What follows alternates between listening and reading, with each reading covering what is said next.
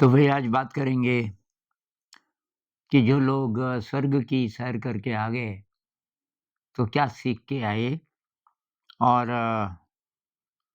तो हम उनसे क्या गाइडेंस ले सकते हैं अपने जीवन के लिए? अब कुछ लोगों को अजीब लग रहा होगा स्वर्ग की सैर करके आए, तो मेरा मतलब एनडी वाले, नियर डेथ एक्सपीरियंस। ऐसे लोगों की संख्या हज़ारों में है अभी और वो ज़्यादातर वेस्ट से हैं। भारत में क्यों नहीं है? क्योंकि ये ज़्यादातर वो लोग हैं जिनका जैसे हृदय की धड़कन रुक गई थी और उसको रिससिटेट क्या कहते हैं, कोई टेक्नीक है कि आप ऑक्सीजन पंप करते हैं और दोबारा से हार्ट चालू हो जाता है। तो बहुत सारे ऐसे लोग फिर मतलब ठीक हो जाते हैं और हमारे देश में अब ये फैसिलिटी शायद हो कहीं-कहीं, लेकिन पहले नहीं थी। तो और दूसरा कि ये लोग अब बोलने लगे हैं कोई-कोई 30 साल बाद। क्योंकि वो अनुभव ऐसा था कि वो किसी को बताएँ तो लोग हँसते थे। उसका विज्ञान अभी शुरू नहीं हुआ था, वैज्ञानिकों की नज़र नहीं पड़ी थी।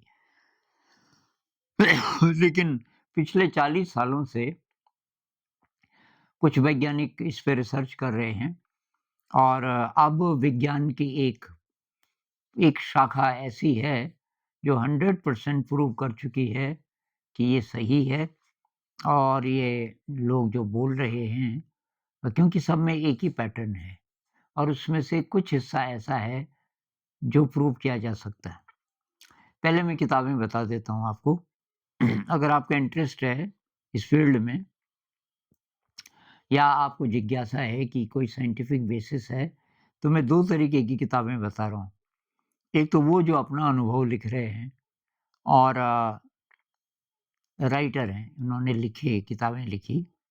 बहुत सारी हैं पर उनमें से कुछ मैंने नोट किए हैं जो ज़रा ज़्यादा पॉपुलर हैं। तो एक है एबन अलेक्जेंडर, एक आदमी, वो न्यूरोसर्जन भी है और दिमाग के बारे में तो उसको सब पता था और अथीस्ट था। भगवान पे, स्वर्ग पे कोई विश्वास नहीं करता था। उसको हो गया नियर डेथ एक्सपीरियंस। तो उसने एक किताब लिखी है प्रूफ ऑफ हेवन, स्वर्ग का प्रूफ प्रूफ है कि मेरे पास। इस किताब में पढ़ लेना आप। अनीता मूरजानी, इनके बारे में मैं पहले भी बता चुका हूँ। इनकी जो फ़ेमस बुक है, मतलब इन लोगों ने एक से ज़्यादा किताबें लिखी हैं, पर ये जो ज़्यादा फ़ेमस हुई, dying to be me, dying to be me, Anita Moorjani. और ये किताबें आपको मिल जाएँगी, भारत में भी छप रही हैं शायद अभी। अब एक है रेमंड मूडी, ये वो आदमी है ये भी डॉक्टर था। इन्होंने किताब लिखी लाइफ आफ्टर लाइफ। ये पहली किताब है 70s में लिखी गई जिसमें रेमंड मूडी जी ने बताया उनके बारे में। और उस समय एक हिंदी की पत्रिका में मैंने पढ़ा था इनके बारे में और मुझे बहुत ही अजीब लगा था और बहुत विचित्र कि ऐसा हो सकता है क्या? एक बेट्टी कोई है, ये भी बहुत फ़ेमस है। इन्होंने किताब लिखी एम्ब्रेस्ड बाय द लाइट। इनमें से आप 2 ही भी पढ़ लें। Dying to be me, Anita Moorjani की, बहुत बढ़िया लिखी है।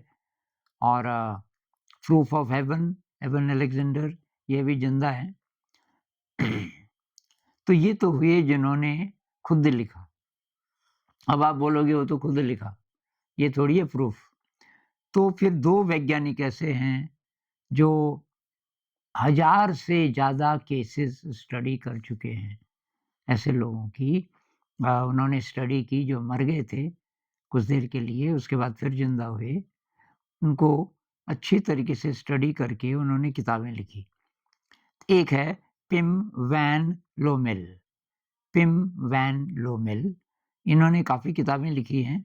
एक बहुत बढ़िया किताब है consciousness beyond life, consciousness beyond life, इसको आप पढ़ सकते हो। एक और साइंटिस्ट हैं ब्रूस ग्रेसन, इनको खुद नहीं हुआ एनडी, जिनको हुआ उनको इन्होंने स्टडी किया। तो ब्रूस ग्रेसन इन्होंने लिखी है किताब आफ्टर। और ये दोनों ही डॉक्टर भी थे पहले। ये हॉस्पिटल में जब बहुत सारे ऐसे केसेस हुए, फिर इनकी डायरेक्शन ही बदल गई ज़िंदगी की और ये रिसर्च करने लगे। इन दोनों की रिसर्च 30 साल से ज़्यादा है। तो आप बिना इन किताबों को पढ़े, किताब नहीं पढ़ सकते तो इनके कोई छोटे-छोटे इंटरव्यूज़ वग़ैरह वो देख सकते हैं। तो थोड़ा-सा आपको रिसर्च करनी पड़ेगी। अब ये है क्या, कुछ लोगों को शायद पता नहीं होगा। तो इन सब में कुछ चीज़ें कॉमन हैं।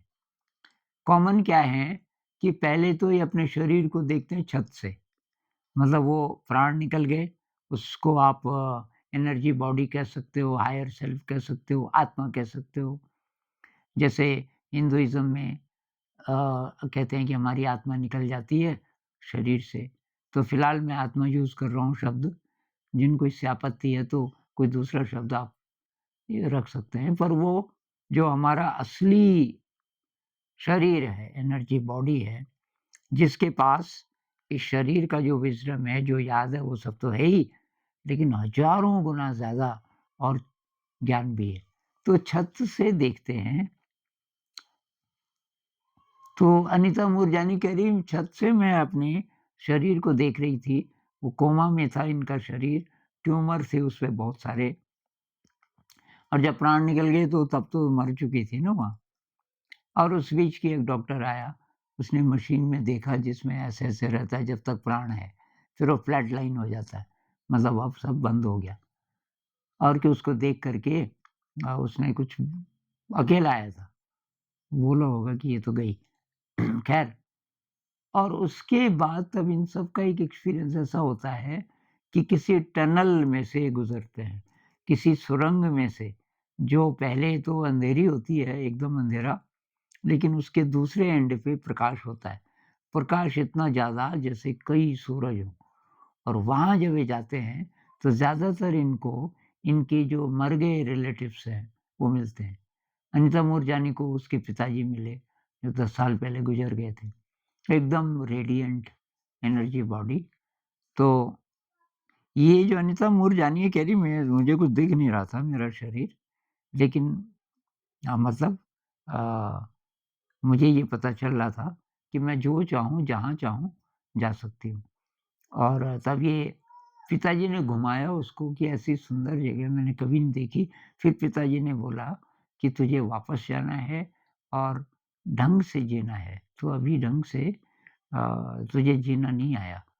तो ढंग से जीना है और दूसरों को भी बताना है। तो कि ये शब्दों में नहीं होता कम्युनिकेशन, बिना शब्द के जैसे टेलीपैथिकली। और इसको तो ट्यूमर था, कई ट्यूमर थे इसके शरीर पे नींबू के दाने के बराबर। कैंसर की आखिरी स्टेज थी और इसको साफ पता चल गया कि कैंसर वगैरह-वगैरह सब ठीक हो जाएगा अपने आप और हो भी गया। जैसे ये वापस आई, उसके 2-3 हफ्ते में ही ये ठीक भी हो गई। आप ये पढ़ना उसका अनुभव इस किताब में, डाइंग टू बी मी। तो ये सबका अनुभव है कि जब ये निकल जाता है प्राण, तो जो दूसरा शरीर है, वो इन्फिनिटली पावरफुल, बहुत प्रेम से और जिस दुनिया में ये जाते हैं, प्रेम ही प्रेम है। तो इतना ज़्यादा प्रेम है कि ये लोग कहते हैं कि एक कहता है I felt the love that binds all things, that heels all things. मुझे ऐसे प्रेम का अनुभव हुआ वहाँ कि जो हर दुःख को दूर कर देता है, हर चीज़ को, जितनी दुनिया की चीज़ें हैं जितने भी हम लोग हैं, हम सबको जो बाइंड करता है, बाँधता है प्रेम के धागों से। Love is the greatest power in the universe कि ब्रह्मांड की सबसे बड़ी शक्ति प्रेम है, प्रेम से ही ये सब आया। और हमारे उपनिषद कहते हैं आनंद से सब आया, उसी को ये प्रेम बोल रहे होंगे। तो ये है इवान मेकम, MECHAM, इसका मैं कुछ अनुभव पढ़ रहा था। लेकिन मैंने ज़्यादा अनीता मूरजानी को पढ़ा ही क्योंकि ये बहुत अच्छे तरीके से बोलती हैं और इनके काफ़ी सारे वीडियोज़ भी हैं। अभी हैं वो, अभी ठीक-ठाक हैं। तो अनीता कह रही है कि ये मैंने सीखा और यही मैं आपको भी बताना चाहती हूँ, शेयर करना चाहती हूँ कि यू हैव अ पर्पस। आप इस दुनिया में आए, तो आपकी ज़िंदगी का कोई न कोई उद्देश्य है, ऐसे ही मत गँवा दो। ऐसे ही कोई नौकरी से मत चिपके रहो जो आपको पसंद नहीं। तो हर दिन की पूरा जियो। लाइफ़ को don't take life for granted कि ये हम हमेशा के लिए आए यहाँ, आज भी गया, कल भी गया, नहीं, हो सकता है आज का दिन आखिरी दिन हो और काफ़ी आज का दिन पूरी तरह से जिएँगे। कैसे? वही करना है जिसको तुम प्यार करते हो। जो चीज़ अच्छी लगे वही करनी है। तो फाइंड योर पैशन। क्या जॉब करोगे? क्या काम करना चाहते हो? तो किसमें आपका दिल लगता है? Find your passion. अब मैं भी बोल चुका हूँ ये कुछ वीडियोज़ में, मतलब संत लोगों से जो हम सीखते हैं, एग्ज़ैक्टली वही बातें बोल रहे हैं। और मेरी नज़र में भई ये तो एनलाइटेंड हैं ही हैं। एनडी वालों पे तो पूरा विश्वास किया जा सकता है क्योंकि प्रूफ़ है। प्रूफ़ है कि कोई बहुत शक्तिशाली चीज़ बाहर निकलती है शरीर में से। ये कैसे पता चला? क्योंकि ऊपर से जब वो उस कमरे को देखते हैं, जैसे ऑपरेशन हो रहा था मान लीजिए और तब तक उसके प्राण तो निकल गए और डॉक्टर अभी कोशिश कर रहे हैं, तो वहाँ से उसको सब दिखाई दे रहा है। और बाद में तब वो एक लेडी थी, वो वर्णन कर रही है कि इतने लोग थे, उसने ये पहना हुआ था। अब जो मरा हुआ है यहाँ, उसको उसको क्या पता, उसको तो कुछ दिख भी नहीं रहा। तो वो वर्णन कैसे कर सकती है इतना अच्छा? अच्छा, उसी कमरे का नहीं, बगल के कमरे का भी, कि उसी समय मैंने देखा दूसरे कमरे में और वहाँ ये हो रहा था। उन्होंने ये पहना हुआ था, इत्यादि। तो ये जब बार-बार, बार-बार ऐसे केसेज़ 1000 से भी ज़्यादा इन वैज्ञानिकों ने स्टडी किए। टिम वैन लोमेल और ब्रूस ग्रेसन, मैं 2 ही कोट कर रहा हूँ, वैज्ञानिकों की संख्या भी 100 से ज़्यादा होगी, जो स्टडी कर चुके हैं, उनके रिसर्च पेपर्स हैं। और तो उससे ये प्रूफ हुआ कि ये इतना ज़्यादा डिटेल में कैसे बता सकती है? तो ये जो शरीर मर गया, ये इसको नहीं हुआ ना ये ज्ञान, इसने थोड़ी देखा। तो वो कोई और थी चीज़, इतना पता चल गया। अब ये जो स्वर्ग का वर्णन वगैरह, उसका तो साइंटिफिक प्रूफ, जिसको हम, साइंस का डोमेन है ही नहीं ना, उसका साइंटिफिक प्रूफ हो ही नहीं सकता। भई साइंस तो ये भी प्रूव नहीं कर सकती, मान लीजिए आपको किसी से प्यार हो गया। अब आप किसी साइंटिस्ट को बोलो कि आप प्रूव कर सकते हो कि मुझे एक्चुअली प्यार हुआ? नहीं कर सकता वो। वो केवल ये बोलेगा कि ब्रेन में ये केमिकल्स, न्यूरोट्रांसमीटर्स बन रहे हैं, डोपामाइन ज़्यादा बन रहा है, सेरोटोनिन ज़्यादा बन रहा है, ऐसा कुछ बोलेगा। भई वो तो और भी कारणों से बन जाता है। मुझे इस लड़की से प्यार हो गया, मैं दीवाना हो गया। प्रूव कर सकते हो? साइंटिस्ट नहीं कर सकता, क्योंकि एक्सपीरियंस की बात है। जब हम अनुभव की बात करते हैं वहाँ, अभी साइंस का डोमेन, कभी होगा क्या पता? अभी नहीं है। तो वही काम करो जो आपका पैशन है, पैशन ढूँढो, बोर हो के मत जियो। कोई ऐसा जॉब आप कर रहे हो जिसमें रोज़ दुःख है, छोड़ो उसको, एक तो ज़िंदगी है। तो एक तो ये मैसेज वो सीख के आते हैं। दूसरी बात, each one of us affects the whole, ये अंग्रेजी में लिखती हैं, हिंदी नहीं आती इनको, पारसी हैं शायद ये, हैं तो भारतीय मूल की। तो हम में से हर एक व्यक्ति पूरी चीज़ को, पूरी पृथ्वी को, पूरी मनुष्य जाति को, बल्कि पूरे ब्रह्मांड को, पर फिलहाल हम मनुष्य जाति की बात करते हैं, को प्रभावित करता है। आप जो सोचते हो उसका असर पड़ता है।